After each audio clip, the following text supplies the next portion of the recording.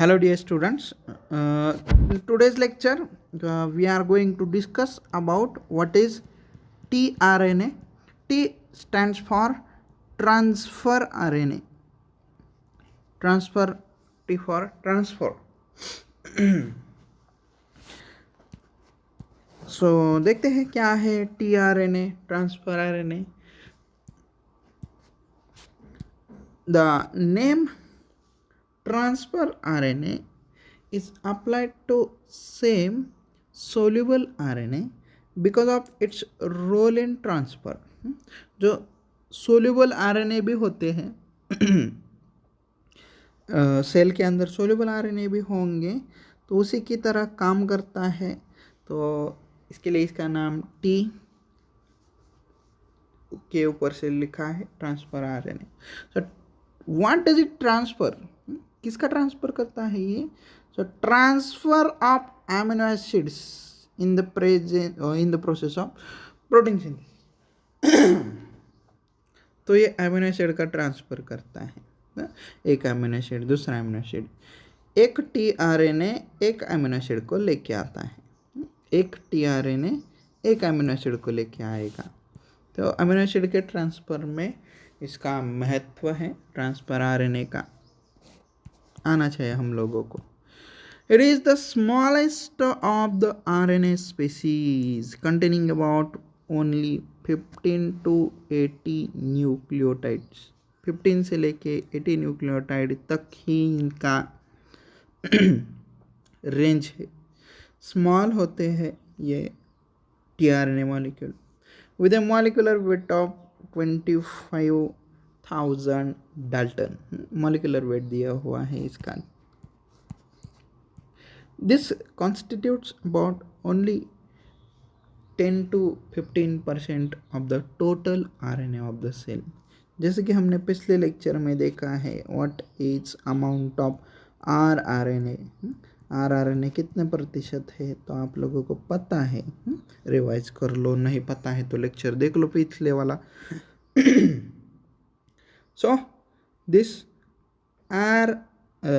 tRNA it constitutes about 10 to 15% of the total RNA of the cell. Cell में जितना भी RNA है उसका 10 to 15% ये tRNA है, ध्यान में रखना. इसका स्ट्रक्चर है, मोस्ट एक्सेप्टेड स्ट्रक्चर है ये. इसे अच्छे से पढ़ लो इस स्ट्रक्चर को, जो कुछ भी है. इसको कहते हैं clover leaf model. Clover leaf model of tRNA. tRNA का क्लोवर लिप मॉडल, ये क्लोवर लिप मॉडल है. दूसरा एक मॉडल होता है उसको कहते हैं hair pin model. Hair pin की तरह होता है.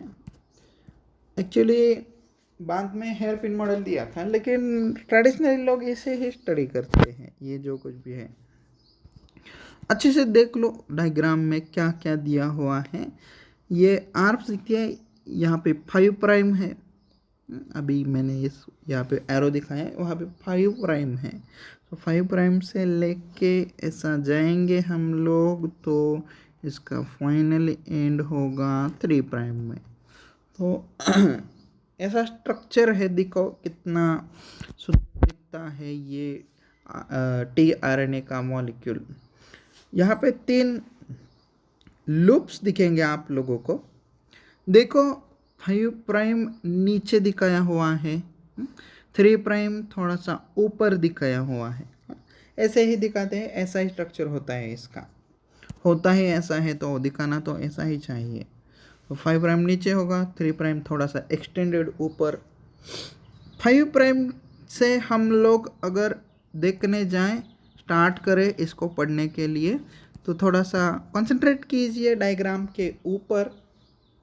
5 प्राइम से जैसे जैसे आगे बढ़े तो पहला हमारे लेफ्ट साइड को क्या दिखता है आपको? ये एक लूप बना हुआ है जिसको कहते हैं DHU लूप, और उसी को कहते हैं amino acyl synthetase binding loop. इसमें लगभग 8 to 12 बेस पेयर्स होंगी और बेसेस होंगे, एक्चुअली बेस पेयर्स नहीं होती है, बेसेस होते 8 to 12। ये जो दिखाए हुए हैं ये बेसेस है।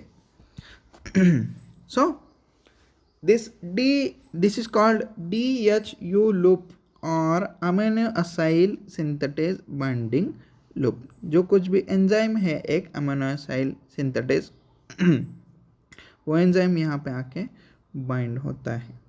इससे आगे चले जाएंगे नीचे, तो नीचे एक लूप है उसको कहते हैं एंटीकोडॉन लूप। या एंटीकोडॉन क्योंकि इसके पास एंटीकोडॉन है। सो एंटीकोडॉन क्या होता है सर? तो mRNA के ऊपर, मैं अभी mRNA के बारे में बात कह रहा हूँ, mRNA के ऊपर ट्रिपलेट कोडॉन के फॉर्म में लैंग्वेज होता है। तो mRNA के ऊपर जो कुछ भी सीक्वेंस होगा न्यूक्लियोटाइड्स का, तो ये ट्रिपलेट के फॉर्म में लैंग्वेज होता है जिसको हम कोडॉन कहते हैं। तो कोडॉन कहाँ पे होते हैं? mRNA के ऊपर होते हैं।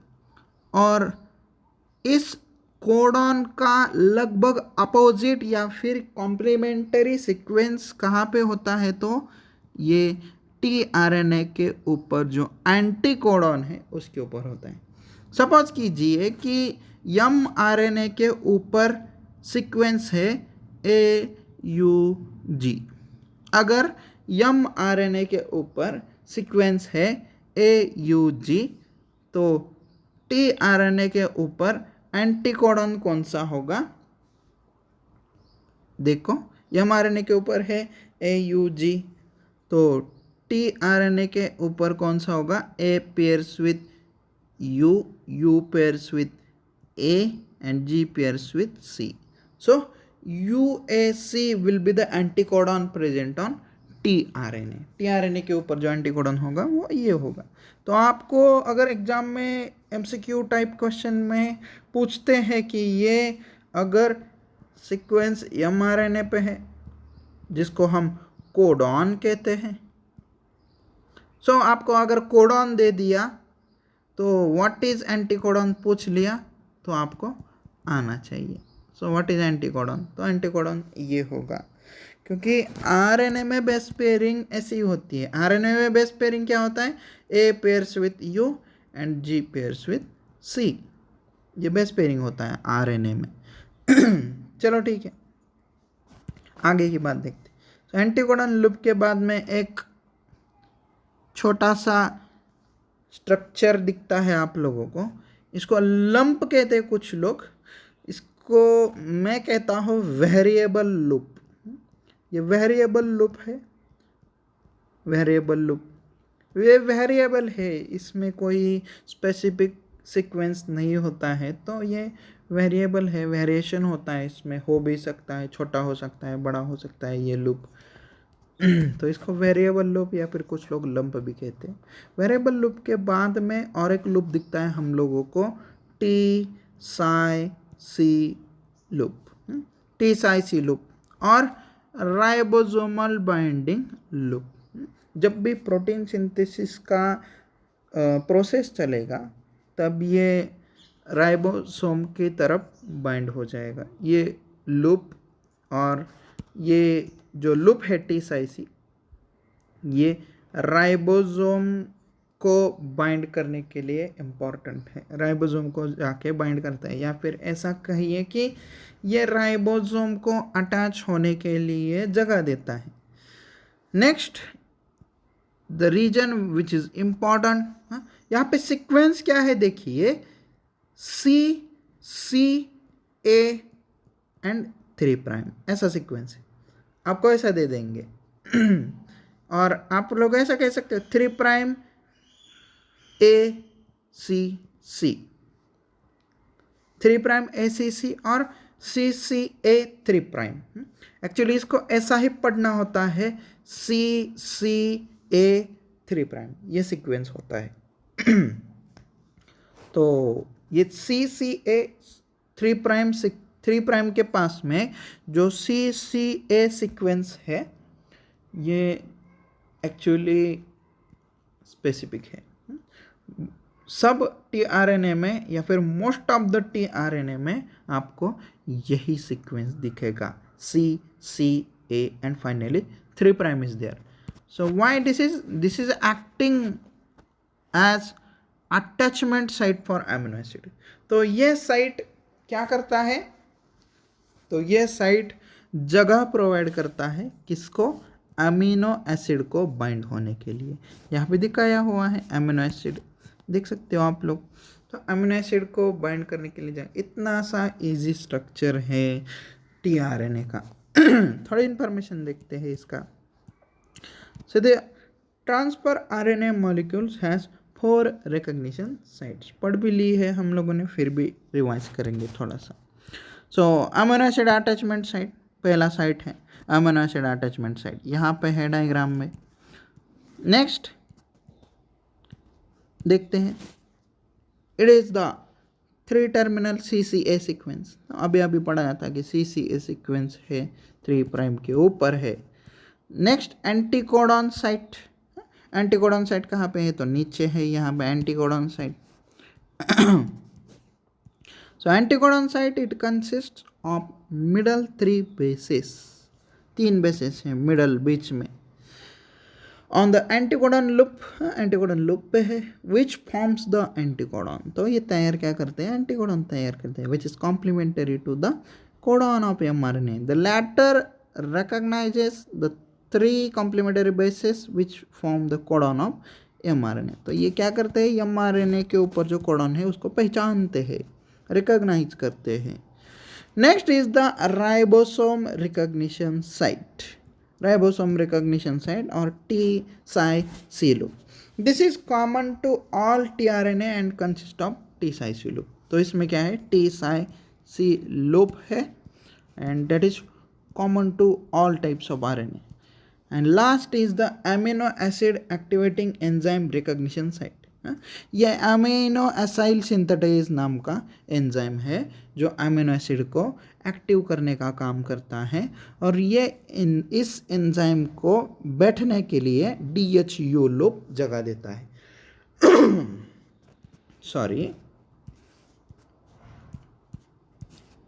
So this is the site by which the activating enzyme recognizes and charges specific amino acids with tRNA। तो ये अमीनो एसाइल सिंथेटेज नाम का एंजाइम जब यहाँ पे DHU लूप पे आके बैठेगा तब ही ये अमीनो एसिड जाके अटैच हो सकता है, तब ही ये अमीनो एसिड जाके इसके ऊपर टीआरएनए के ऊपर लग सकता है। अगर अमीनो एसिड इसके ऊपर बाइंड हो गया तो इसको कहते हैं टीआरएनए का चार्जिंग हुआ है।